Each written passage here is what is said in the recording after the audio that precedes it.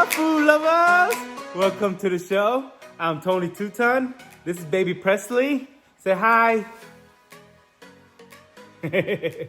So, today's recipe is baked mussel with shrimp in dynamite sauce. So when you go to the Japanese restaurant, sushi restaurant, you order baked mussel. This is what it is. But in this recipe, I added shrimp. So you will love this recipe. Super fun, easy, and delicious. So let's get to cooking. Let's go.